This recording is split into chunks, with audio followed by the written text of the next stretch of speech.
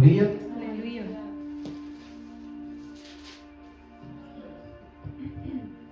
निर्गमन की किताब 15 अध्याय उसकी 26 आयत को देखेंगे।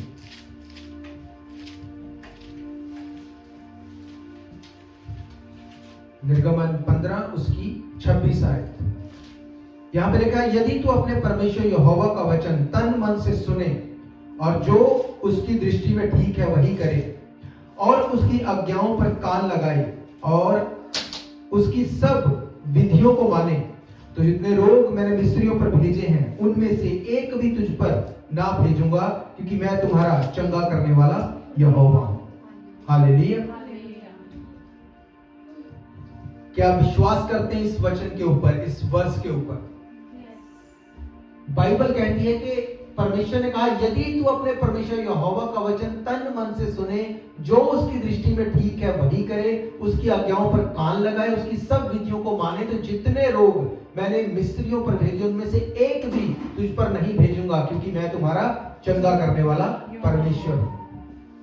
परमेश्वर ने यह नहीं कहा कि तुम कुछ भी करते रहना, तुम कहीं भी चले जाना, तुम कुछ भी करना, मैं तुम्हारा चंगा करने वाला परमेश्वर हूं।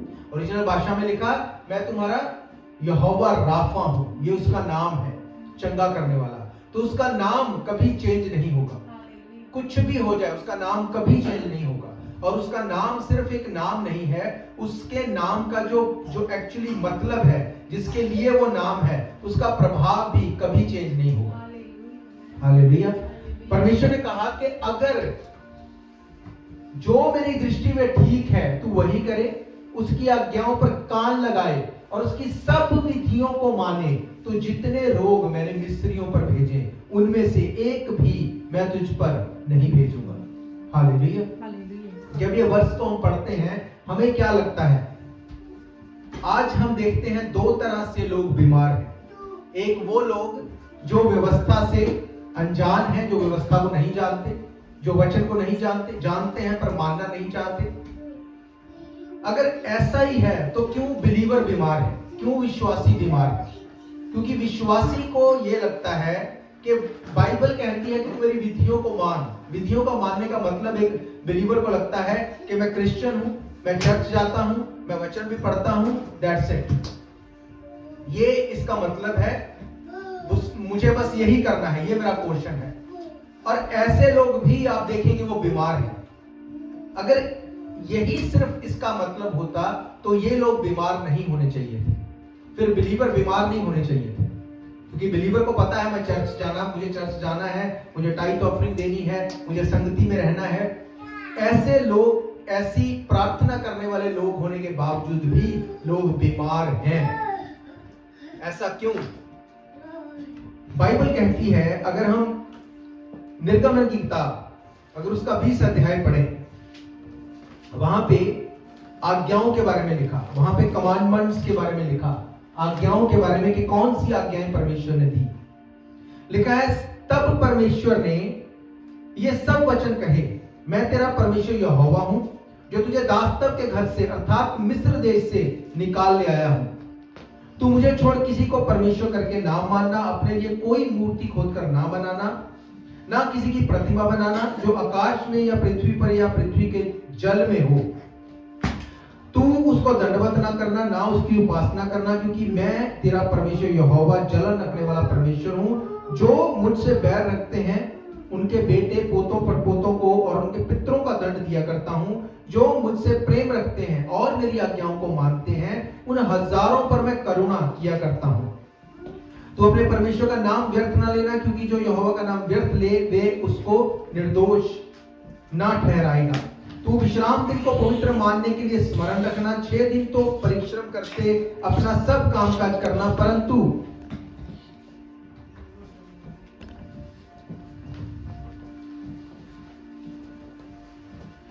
7वां दिन तेरे परमेश्वर यहोवा के लिए विश्राम दिन है।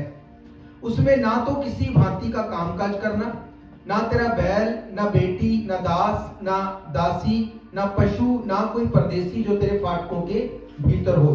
क्योंकि 6 दिन में यहोवा ने आकाश, पृथ्वी, समुद्र और जो कुछ उसमें है सबको बनाया, 7वें दिन विश्राम किया। इस कारण यहोवा ने विश्राम दिन को आशीष दी और उसको पवित्र ठहराया।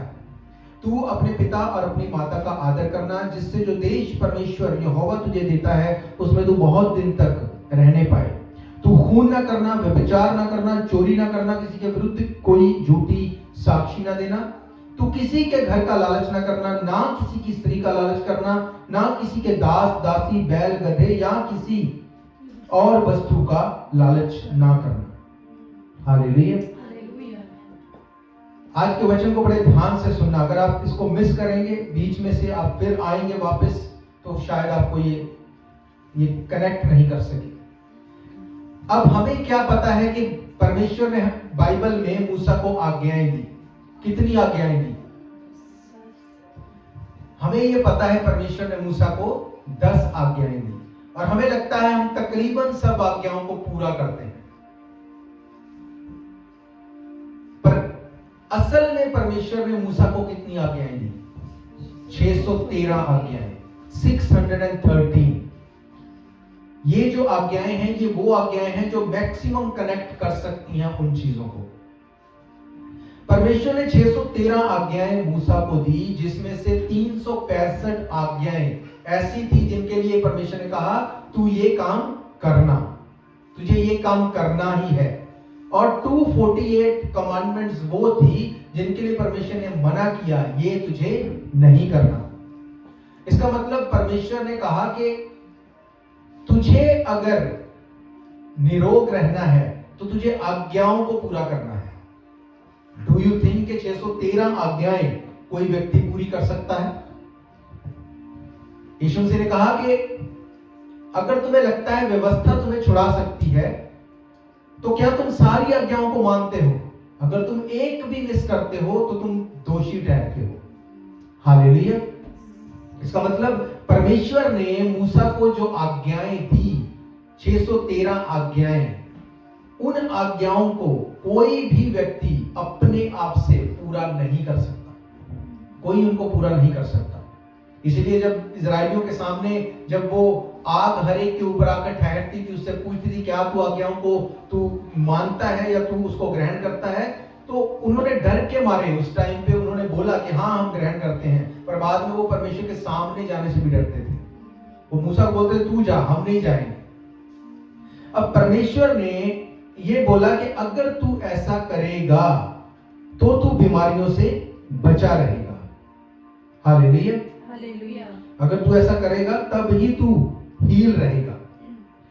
अब उत्पत्ति देखेंगे, जेनेसिस उसका 3 अध्याय।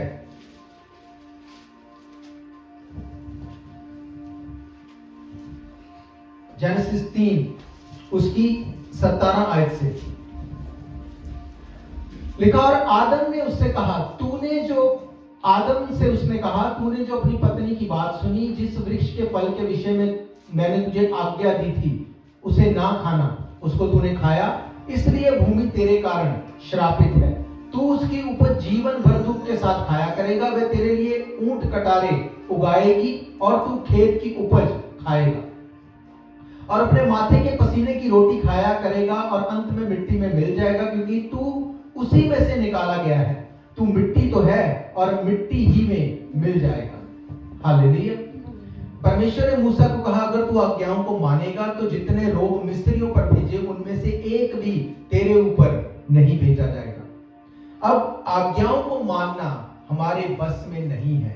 613 आज्ञाओं को हम माने, ये हमारे बस में नहीं है। इसीलिए परमेश्वर ने यीशु मसीह को भेजा कि यीशु मसीह के ऊपर हम ईमान लेके आए और यीशु मसीह के अकॉर्डिंग हम लाइफ में चलें, ताकि हम उन सब रोगों से बच जाएं।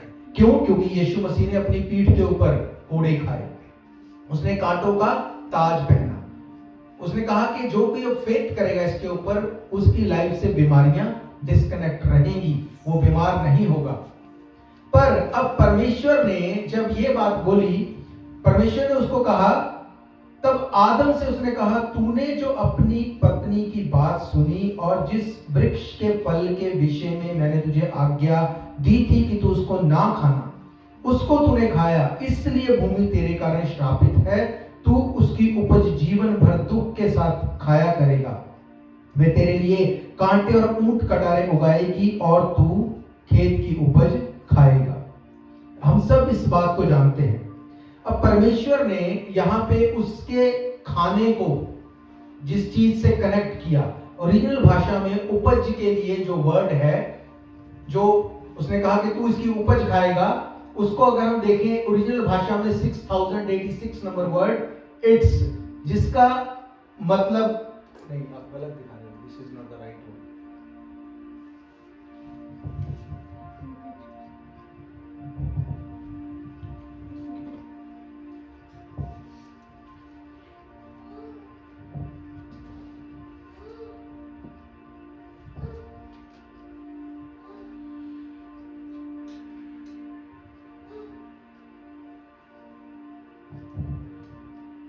ओके, ओरिजिनल 6212A सीप, जिसका ओरिजिनल भाषा में मतलब है हर्ब,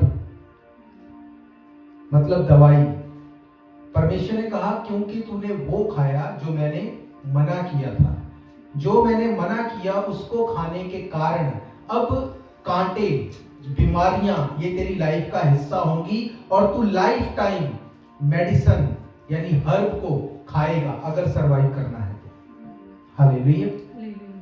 इसके बाद परमेश्वर ने यीशु मसीह को जब भेजा, जब यीशु मसीह ने बलिदान दिया, परमेश्वर ने कहा तेरे कोड़े खाने से हम चंगे हो चुके हैं। इसका मतलब अब जो चीज वहां पर श्राप के रूप में भेजी गई, अब यीशु मसीह के कोड़ों के कारण, उसके कांटों के ताज के कारण उससे हम छूट सकते हैं। पर यीशु मसीह के द्वारा परमेश्वर ने उस सॉल्यूशन को दिया, पर इसके साथ साथ परमेश्वर ने एक चीज को यहाँ पे बताया कि स्पिरिचुअली भी तुम्हें वाइजली चलना है और फिजिकली भी वाइजली चलना है। इसका मतलब जो तुम खाते हो वो तुम्हारी लाइफ के ऊपर इफेक्ट करेगा। उसने कहा मैंने तुझे बोला था कि इस फल को तुम्हें नहीं खाना, तूने उस फल को खाया, इसलिए अब से जो भूमि है वो श्रापित है। अब परमेश्वर उसको ये भी बोल सकता था कि दैट्स ओके, कोई बात नहीं, अगर तुमने खा लिया, तुमने प्रेयर करके खा लिया, दैट्स फाइन। पर परमेश्वर ने ऐसा नहीं कहा, क्योंकि परमेश्वर ने कहा कि जो चीज मैंने खाने के लिए मना की है, जब तुम वो खाओगे तो वो तुम्हारी लाइफ को डिस्टर्ब करेगी। आज विश्वासी प्रेयर करता है कि परमेश्वर मेरी लाइफ में से बीमारियां जाएं, पर उसकी डाइट जो है वो सही नहीं है। ये मैंने को बताया कि बड़ा सिंपल तरीके से आज एक सिंपल सा वर्ड परमेश्वर ने मुझे दिया आपको देने के लिए कि बिलीवर होने के बावजूद अगर आप बीमार हैं तो प्रेयर तो करनी है, पर प्रेयर के साथ साथ आपको अपनी डाइट को भी देखना है कि हम क्या खा रहे हैं। हमें लगता है हम प्रार्थना करेंगे सब चीजें फिक्स हो जाएंगी। जो चीज प्रार्थना से फिक्स होनी है वो प्रार्थना से फिक्स होगी, पर जो हमारा पोर्शन है, जो हमें करना है, अगर वो नहीं करेंगे तो परमेश्वर उस हिस्से को आगे पूरा नहीं करेगा। हालेलुया।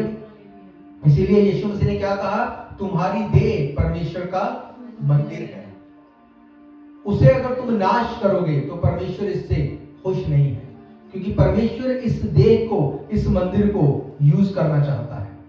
हालेलुया।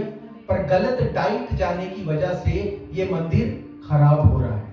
यीशु मसीह ने मंदिर में से जितने लेन देन करने वाले लोग थे सबको निकाला। उसने कहा तुम मेरे पिता के घर को डाकुओं की खो बनाते हो। अगर इस चीज को आप रिलेट करेंगे आप अपनी बॉडी से, आपको समझ आएगा कि यीशु मसीह क्यों इतना कंसर्न था इस चीज से। हालेलुया। परमेश्वर ने कहा कि तुम्हारी देह जो है वो मेरा मंदिर है, तो उसकी टेक केयर किसे करनी है? हमें करनी है। उसने आदम को बोला क्योंकि तूने वो खाया जो मैंने मना किया था, इसलिए अब लाइफ टाइम तेरे कारण ये भूमि जो है वो श्रापित होगी। तू इसको मेहनत करके तू इसकी उपज यानी कि हर्ब खाएगा और ये तेरे लिए ऊंट कटारे यानी बीमारियों को लेके आएगी। इसीलिए पौलुस कहता है कि मुझे एक कांटा चुभोया गया। वो एक ऐसी बीमारी की बात करता था जो प्रार्थना के बावजूद उसकी लाइफ से नहीं गई। हालेलुया। बहुत सी ऐसी चीजें हैं जो प्रार्थना के साथ साथ अब अपनी लाइफ को अगर हम इस तरह से लेके आए, एक डिसिप्लिन में लेके आए, तो वो चीजें फिक्स हो सकती हैं। आप खाने के ऊपर देख लो या आप लाइफ में और चीजों को देख लो, अगर आप अपने हिस्से को विजडम के साथ वाइजली नहीं करेंगे तो वो आपको प्रॉब्लम देगी। आज सबसे ज्यादा खाए जाने वाला फूड कौन सा है? जंक फूड, फ्रोजन फूड, वो फूड जो प्रिजर्व करके रखा है महीनों से, उसको खाया जाता है। क्यों? वो बनाने में इजी है, टाइम कम लगेगा। फ्रोजन फूड जल्दी से उसको बस गर्म करके खाओ। क्यों? क्योंकि अगर ऐसा करेंगे तो हमारा टाइम बचेगा। वो टाइम बचा के क्या करते हैं? काम पे जल्दी जाना है। वो काम पे जाके जो पैसा आता है फिर वो कहां जाता है? उसने कहा तू लाइफ टाइम उस हर्ब्स को खाया करेगा। हालेलुया। आज जब मैं कई बार ऐसे बुजुर्ग लोगों से मिलता हूं तो वो लोग, अगर उनको मैं पूछता हूं कि what can I do for you, तो वो बोलते हैं हमें एक नई बॉडी चाहिए, क्या आप हमें दे सकते हो? आप इमेजिन करो, सारी लाइफ काम किया, अपनी बॉडी को, परमेश्वर के मंदिर को खराब किया, खाने का कोई ध्यान नहीं रखा, कोई अपने फूड का ध्यान नहीं रखा। आज वो सब पैसा देके उसको रिस्टोर करना चाहते हैं। क्या वो होगा? नहीं, वो नहीं होगा, क्योंकि टाइम निकल गया। परमेश्वर ने उसको ये नहीं बोला कि दैट्स ओके, तू जो खाता है दैट्स ओके, कोई बात नहीं, क्योंकि उसके पास ऐसी पावर्स थी कि वो सरवाइव कर सकता था। पर फिर भी परमेश्वर ने कहा लाइफ टाइम तेरे कारण ये भूमि श्रापित है। हालेलुया। हम इस बात को जानते हैं कि मूसा को आज्ञाएं परमेश्वर ने दी। आज्ञाओं को देने के बाद परमेश्वर ने, अगर आप इसके 15 अध्याय को पढ़ेंगे, निर्गमन 15 में, उसमें लिखा है कि कैसे परमेश्वर को लाल समुद्र से 2 भाग करके उनको ले गया। उनकी लाइफ को परमेश्वर ने चेंज किया। बड़े चमत्कार को देखा जो आज तक नहीं देखा था। वो सब चीजें उनकी लाइफ में, अगर 14 अध्याय में आप पढ़ेंगे आपको सारी डिटेल मिलेगी। कैसे लाल समुद्र को उन्होंने पार किया, कैसे उसके बाद उन्होंने परमेश्वर को महिमा दी, हर एक चीज को। अगर आप इसकी 13 से देखेंगे, 14 अध्याय की 13 आयत से, यहां पे लिखा, मूसा ने लोगों से कहा डरो मत, खड़े खड़े वो उद्धार का काम देखो जो यहोवा आज तुम्हारे लिए करेगा, क्योंकि जिन मिस्रियों को तुम आज देखते हो उनको फिर कभी ना देखोगे। यहोवा आप ही तुम्हारे लिए लड़ेगा, इसलिए तुम चुपचाप रहो। तब यहोवा ने मूसा से कहा, तू क्यों मेरी दुहाई देता है? इस्राएलियों को आज्ञा दे कि यहां से कूच करे, और तू अपनी लाठी उठाकर अपना हाथ समुद्र के ऊपर बढ़ा कि वे 2 भाग हो जाए। तब इजरायली समुद्र के बीच में से होकर स्थल ही स्थल पर चले गए। हालेलुया। परमेश्वर ने यहां पर वो किया जो मूसा या इजरायली नहीं कर सकते थे। उसने कहा तुम अपने हिस्से को करो, तुम जाना शुरू करो, तुम लाठी को लेके उसको लगाओ, अपने पैर को बढ़ाओ, बाकी काम मैं खुद कर दूंगा। परमेश्वर ने अपने हिस्से को किया। लाल समुद्र 2 भाग हो गया, वो उसमें से होके पार गए। चीजें, अद्भुत चीजें हुई जो आज से पहले कभी नहीं हुई थी। हालेलुया। ऐसा कभी नहीं हुआ था जो परमेश्वर ने उस टाइम पे किया। क्यों परमेश्वर ने ये किया? ताकि वो जान सके कि मैं कुछ भी करने की ताकत रखता हूं। पर इसके बाद जब जैसे ही आप 15 अध्याय में जाते हैं, 15 अध्याय की अगर आप 22 आयत में से देखें, 22 आयत में से लिखा, तब मूसा इस्राएलियों को लाल समुद्र के आगे आगे ले गया और वे शूर नामक जंगल में आए, और जंगल में जाते हुए 3 दिन तक पानी का कोई सोता ना मिला। फिर मारा नामक एक स्थान पर पहुंचे, वहां का पानी खारा था, उसे वे पी ना सके, इस कारण उस स्थान का नाम मारा पड़ा। जब वे ये कहकर मूसा के विरुद्ध बकबक करने लगे, हम क्या पिएं, तब मूसा ने यहोवा की दुहाई दी, और यहोवा ने उसे एक पौधा बतलाया जिसे जब उसने पानी में डाला तो पानी मीठा हो गया। वहीं यहोवा ने उनके लिए एक विधि और नियम भी बनाया, और वहीं उसने ये कहकर उसकी परीक्षा की, यदि तू अपने परमेश्वर यहोवा का वचन तन मन से सुने, उसकी दृष्टि में ठीक है वही करे, उसकी आज्ञाओं पर कान लगाए, उसकी सब विधियों को माने, तो जितने रोग मैंने मिस्रियों पर भेजे हैं उनमें से एक भी तुझ पर ना भेजूंगा, क्योंकि मैं तेरा चंगा करने वाला परमेश्वर हूं। हालेलुया।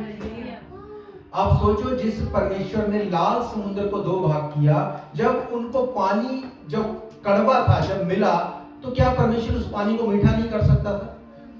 क्या परमेश्वर बोल के नहीं बोल सकता था कि पानी मीठा हो जाए? क्या परमेश्वर ने ऐसा किया? नहीं, परमेश्वर ने ऐसा नहीं किया। अब इसको हम समझेंगे, ये दो तरह से, अगर इसको आप स्टडी करते हैं इसकी, ये दो तरह से इसमें से हम समझते हैं। एक तो वो जो चीज हमें नजर आती है, जो सिर्फ सिंपल आप पढ़ेंगे आपको नजर आएगी कि परमेश्वर ने इसने लाल समुद्र दो भाग किया, उसने उनको ये नहीं बोला कि ये पानी मीठा हो जाए। उसने कहा मैं तुम्हें ये पौधा बतलाता हूं, उसको तुम उस पानी में डालो, उसके बाद वो मीठा होगा। मतलब तुम्हें कुछ काम करना पड़ेगा, अपने हिस्से को करोगे वो पानी मीठा हो जाएगा, उसको पीना।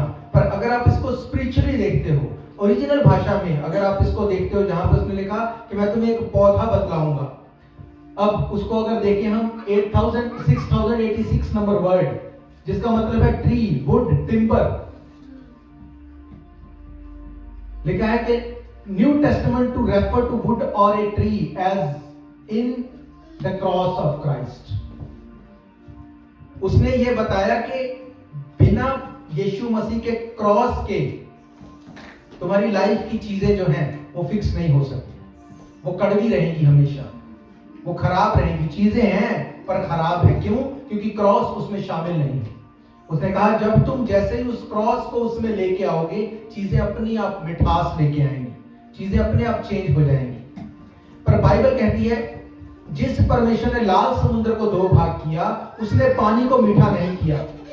उसने बोला पानी मीठा तब होगा जब तुम लोग इसमें उस पौधे को डालोगे। और उसने कहा ऐसा करके मैं तुम्हारे अन्न और जल पर आशीष दूंगा। इसका मतलब हमारा जो फूड है वो कनेक्ट करता है हमारी ब्लेसिंग के लिए, वो कनेक्ट करता है हमारी लाइफ पे बीमारियां लाने के लिए। परमेश्वर ये कंसर्न रखता है कि आपकी सेहत जो है वो अच्छी रहे। आज होता क्या है, जब हम देखते हैं लोग जंक फूड खाते हैं, फ्रोजन फूड खाते हैं, खराब चीजों को खाते हैं, और उसके खाने के बाद जब बीमारियां इतनी बढ़ जाती हैं, उसको कोई उसका सलूशन नहीं है, तब क्या सोचा जाता है ये परमेश्वर की ही मर्जी है। ये परमेश्वर की मर्जी नहीं है। व्यवस्था विवरण आप पढ़ेंगे, वहां पे पूरी डिटेल लिखी कि क्या खाना क्या नहीं खाना, कैसे खाना, कितना पकाना, कब उसको कहां से, हर चीज को डिटेल में लिखा। क्यों? क्योंकि परमेश्वर कंसर्न रखता है आपकी बॉडी से। हालेलुया। आज लोग कॉम्प्रोमाइज करते हैं फूड में, चीप फूड खाना है या जल्दी बनने वाला खाना है। क्यों? क्योंकि हमें काम पे जाना है, और वही काम से आने वाले पैसे को बाद में उन मेडिसिन को, उन हर्ब्स को खा के फिर उसको वही सेहत चाहिए। अगर आपको मैं बोलूं यहां से आप सीधा जाओ 1 किलोमीटर कहीं पे पहुंचना है, एक तो है कि आपको मैं बता दूं कि सीधा वहां पे जाओ, एक मैं आपको बताऊं 15 किलोमीटर घूम के इधर उधर वहां पे जाके फिर उधर जाना। आप बताओगे, बोलोगे सीधा मुझे बता देते तो वहीं पहुंच जाता। आज घूम के सब चीजों को करके आना फिर वही है, फिर सेहत भी खराब, पैसा भी खराब, टाइम भी खराब, जो कभी वापस नहीं आएगा। हालेलुया। परमेश्वर इतना कंसर्न है हमारी बॉडी से, हमारी सेहत से। उसने मूसा को बोला कि मैं तुझे एक पौधा बतलाऊंगा, तुझे उसके ऊपर काम करना पड़ेगा, उसको उसमें डाल के उसको मीठा करना पड़ेगा, उसके बाद तुम उसको पियोगे। और जैसे ही उसने बोला, ये किया। उसकी लास्ट वर्सेस को फिर से देखते हैं। वहां पे आप देखो कि परमेश्वर ने जब ये सब कुछ किया तो मूसा ने यहोवा की दुहाई दी, यहोवा ने उसको एक पौधा बतलाया, जिसे जब उसने पानी में डाला पानी मीठा हो गया। यहोवा ने उसके लिए एक विधि और नियम बनाया, और वही उसने ये कहकर उसकी परीक्षा की। जब पानी मीठा हो गया, पौधा बतला दिया, प्रॉब्लम सॉल्व कर दी, राइट आफ्टर लिखा है 26 आयत में, परमेश्वर ने उनके लिए आज्ञाओं को, विधियों को बनाया।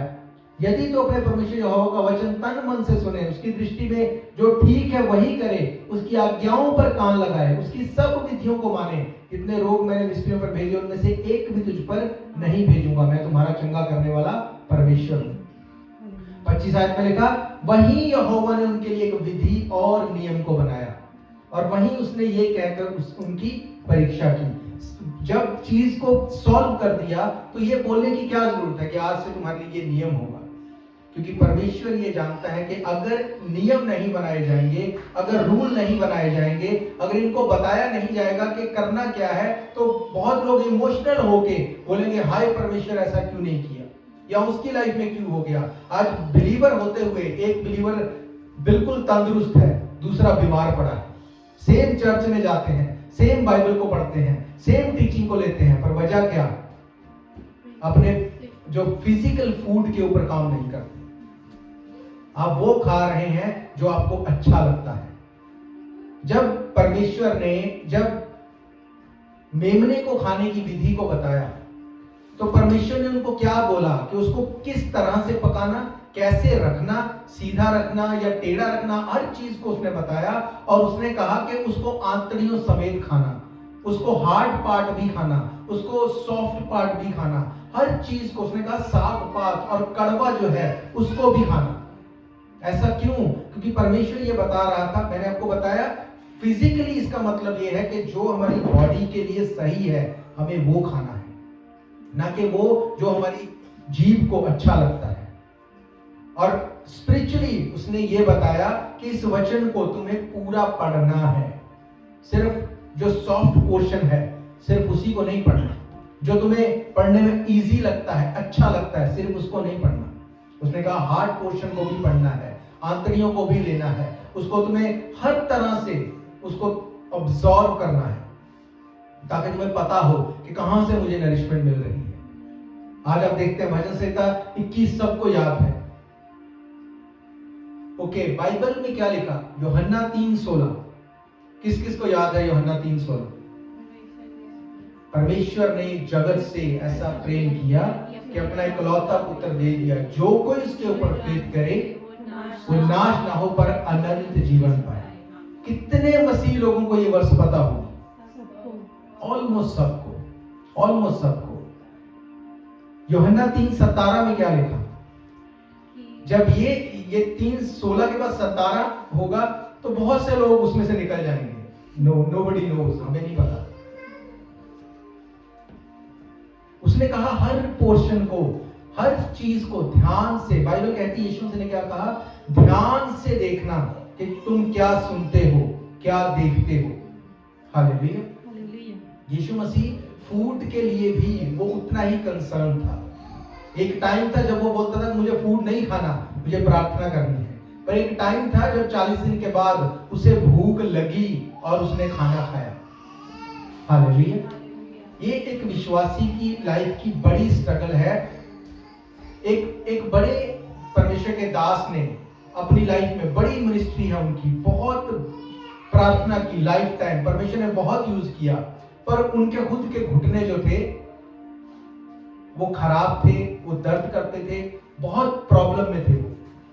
अब किसी दूसरे परमेश्वर के दास ने उनके लिए प्रेयर करनी शुरू की और परमेश्वर ने बोला कि ये घुटने मेरी वजह से खराब नहीं है, इसकी वजह ये खुद है। इसने घुटने, इतने ज्यादा घुटने टेक के अपने आप को उसी पोजीशन में रखा कि वो घुटने जो है उनकी पोजीशन खराब हो गई। अब कुछ ऐसी बीमारियां हैं, प्रॉब्लम्स हैं, जिनको बिना परमेश्वर के कोई डॉक्टर भी हील नहीं कर सकता। पर कुछ ऐसी बीमारियां हैं जो एक विश्वासी खुद मोल लेता है। वो खुद उसको मोल लेके उसमें जाके बाद में फिर वो क्या बोलता है, पता नहीं क्यों मेरे साथ ही ऐसा होता है। हालेलुया। प्रेयर करो, पर इसके साथ साथ जो कुछ हमें करना है हमें वो भी करना है। हालेलुया। उसने पानी को मीठा नहीं किया। क्या यीशु मसीह पानी को मीठा नहीं कर सकता था? उसने पानी को दाखरस बना दिया। अब वहां पे जहां पे पानी को दाखरस बनाया, वहां पे उसने क्या किया कि घड़ों में अपने आप दाखरस बन गया। उसने कहा उसमें पानी को मुंहों मुंह भर दो। जो काम उसको पता था ये नहीं कर सकते वो उसने किया, पर जो उसको पता था ये कर सकते हैं उसने बोला कि इसको करो। हालेलुया। उसने कहा ये धरती तुम्हारे कारण श्रापित है, ये लाइफ टाइम तुम्हारे लिए ऊंट कटारे उगाएगी और तुम इसकी उपज को खाया करोगे।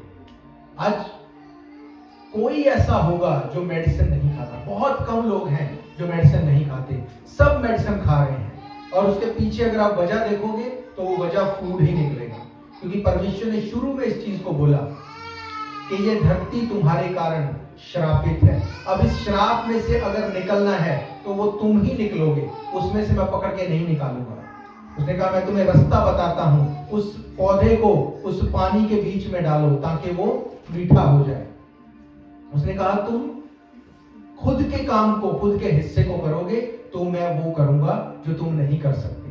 आज बिलीवर्स बीमार हैं क्योंकि उनकी चॉइस है, उनको जंक फूड खाना है, उनको फ्रोजन फूड खाना है, उनको क्विकली जल्दी से जो है वो खाना है ताकि टाइम बचे और मैं दूसरी चीज में इसको यूटिलाइज कर सकूं। जबकि परमेश्वर का वचन ये कहता है कि तुम्हारी देह परमेश्वर का मंदिर है। हालेलुया। तुम बच सकते हो बीमारियों से, तुम बच सकते हो ट्रबल से। परमेश्वर ने हमें बुद्धि दी है। अगर फूड सिर्फ एक पार्ट है, फूड एक पार्ट है जिसको हम चूज कर सकते हैं, हमें क्या खाना है, क्या नहीं खाना, कब खाना है, कितना खाना है, हम इसको चूज कर सकते हैं। ऐसे ही बाकी चीजें भी हैं। लाइफ में क्या डिसीजन लेना है, कब डिसीजन लेना है। कई लोगों को पता ही नहीं लगता कि क्या बोलते हैं, वो इतना बोलते हैं उनको पता ही नहीं लगता क्या बोल रहे हैं।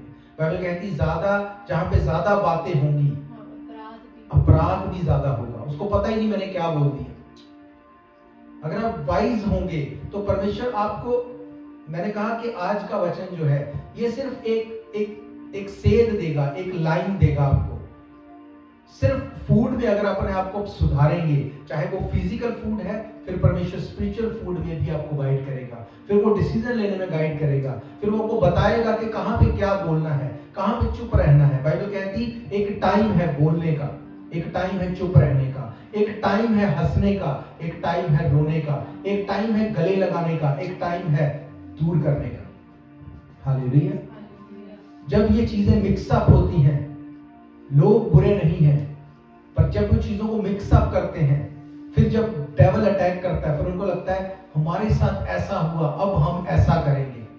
क्या परमेश्वर का वचन ये सिखाता है? नहीं। अगर आपकी नेचर वैसी है, इसका मतलब समथिंग इज रॉन्ग, कुछ गलत है।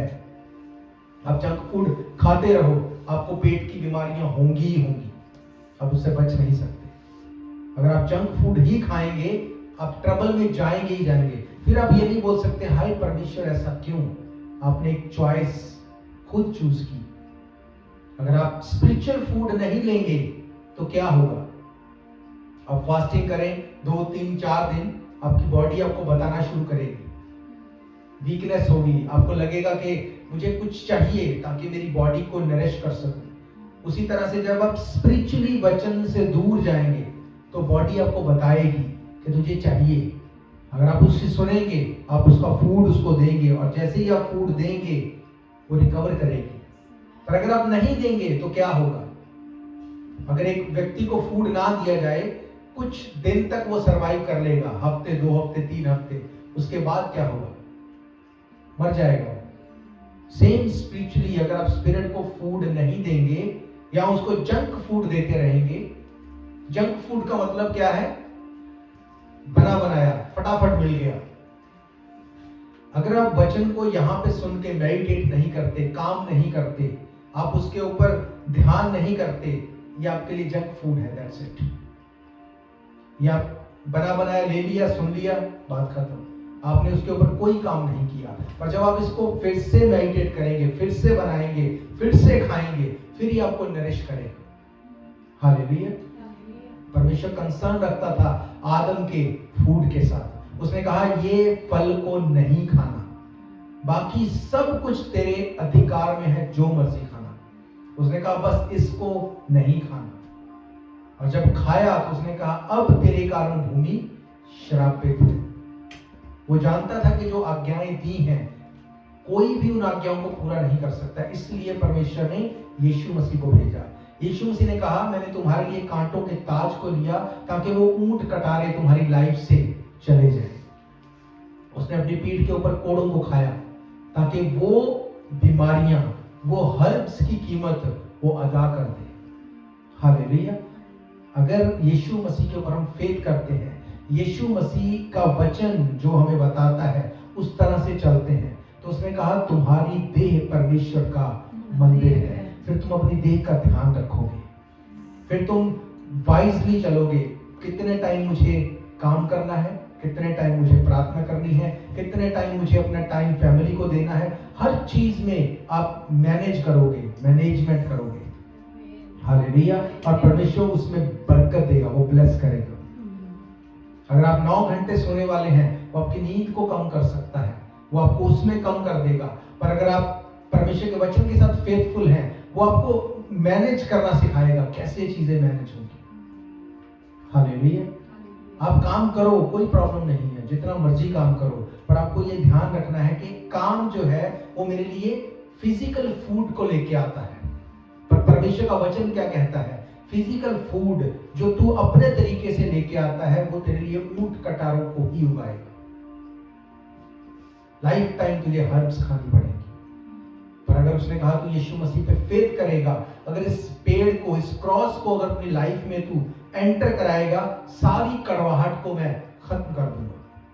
और उसने किया वहां पे। किन लोगों की लाइफ में वो किया?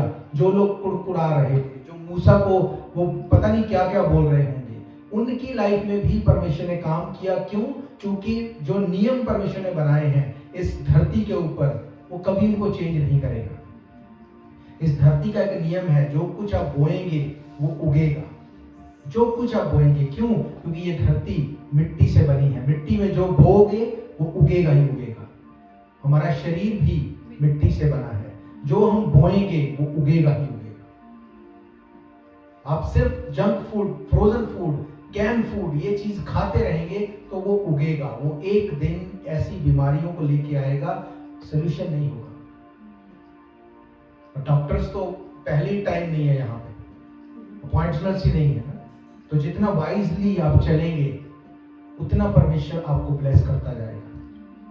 क्योंकि ये अब तक, आज की डेट में, ये हमारे हाथ में है कि हम कौन सा फूड खाएं, कौन सा नहीं खाएं। पर एक टाइम आने वाला है, उसमें चॉइस नहीं होगी, फिर जो मिलेगा वही खाना पड़ेगा। आप सोचो, जो ऑलरेडी पहले ही डिस्टर्ब है, पहले ही बीमार है अपने फूड के कारण, अगर वो टाइम आ गया जो उनको सिर्फ मिलेगा वही खाना पड़ेगा, तो जंक फूड ही मिलेगा। उस टाइम तो जंक ही मिलेगा खाने को, तो फिर कैसे सर्वाइव होगा? आज हमारी धारणा क्या है? प्रार्थना करके खा लिया, दैट्स इट। नो, ऐसा नहीं है। जो बाइबल में बताया गया उसी के अकॉर्डिंग हमें चलना है, अगर हमें फिजिकली या स्पिरिचुअली ब्लेस होना है। हालेलुया।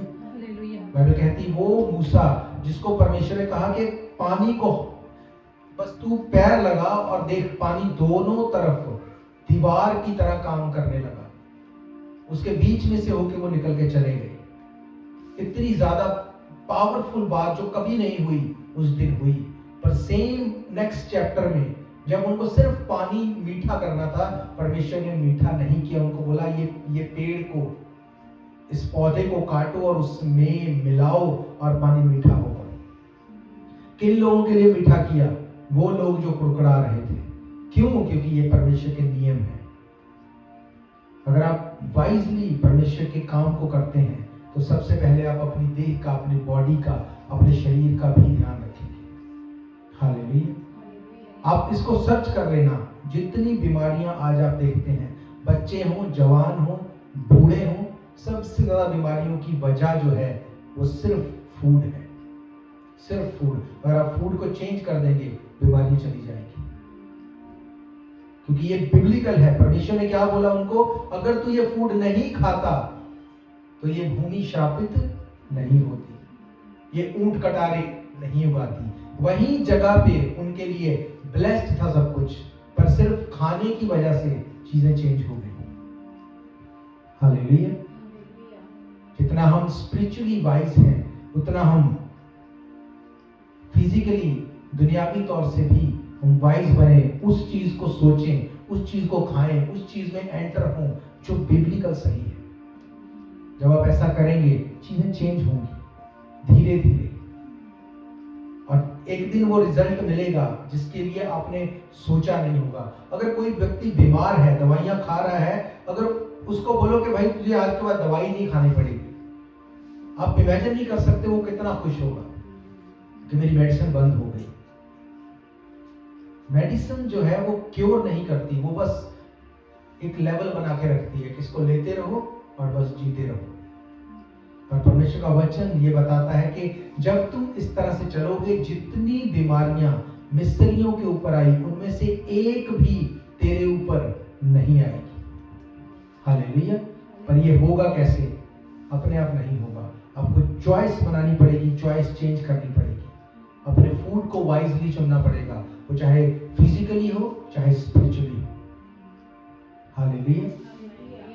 जब इस तरह से आप करेंगे, आप देखेंगे बीमारियों से अपने आप को छूटते हुए। क्योंकि एक टाइम था आप हार्ट अटैक सुनते थे, कब हार्ट अटैक हुआ? 50, 60, 70 साल में जाके। आज हार्ट अटैक कब हो रहा है?